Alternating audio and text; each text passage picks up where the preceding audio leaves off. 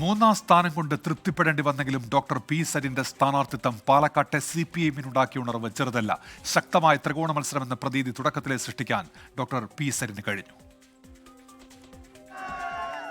4600-ൽ പരം വോട്ടിന്റെ ഭൂരിപക്ഷം രാഹുൽ മാങ്കൂട്ടത്തിലിന് ഉണ്ടാകുമെന്നതായിരുന്നു CPIM കണക്കുകൂട്ടിയിരുന്നത്.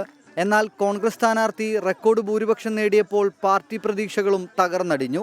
കഴിഞ്ഞ തവണത്തേതിൽ നിന്നും നില അല്പം മെച്ചപ്പെടുത്തിയെങ്കിലും ആശ്വസിക്കാൻ വഴിയില്ല. സമാഹരിച്ചതെല്ലാം പാർട്ടി വോട്ടുകളാണെങ്കിൽ പി സരിന്റെ വ്യക്തിഗത മികവിന് വോട്ട് ലഭിച്ചില്ലെന്നാണ് അർത്ഥം. മറിച്ചാണെങ്കിൽ പാർട്ടി വോട്ടുകൾ മുഴുവനായി ലഭിച്ചില്ലെന്നും. കൂട്ടിക്കിഴിക്കലുകളിലേക്ക് വൈകാതെ CPIM കടക്കും. SDPI BJP വോട്ടുകൾ നേടിയാണ് UDF വിജയമെന്ന് പി സരിൻ പറയുന്നു.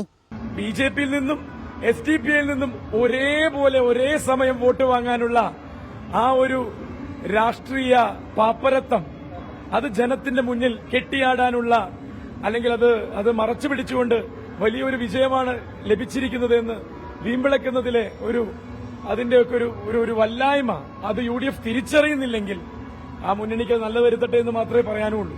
ഡോക്ടർ പി സരിനെ സ്ഥാനാർത്ഥിയാക്കിയത് നേട്ടമായെന്നാണ് CPIM കാണുന്നത്. ശക്തമായ ത്രികോണ മത്സരമെന്ന പ്രതീതി സൃഷ്ടിക്കാനായി. നീലപ്പെട്ടി വിവാദം വരെ കാര്യങ്ങൾ അനുകൂലമായിരുന്നു. പിന്നീടാണ് അടിതെറ്റിയത്. പത്രപരസ്യ വിവാദം വരെ എല്ലാം ബൂമറാങ്ങായി. ഉദ്യോഗജനകമായ വഴിത്തിരിവുകൾക്കൊടുവിൽ ക്ലൈമാക്സ് CPIM-ന് നനഞ്ഞ പടക്കമായി.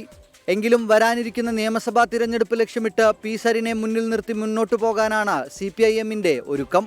ടീം 24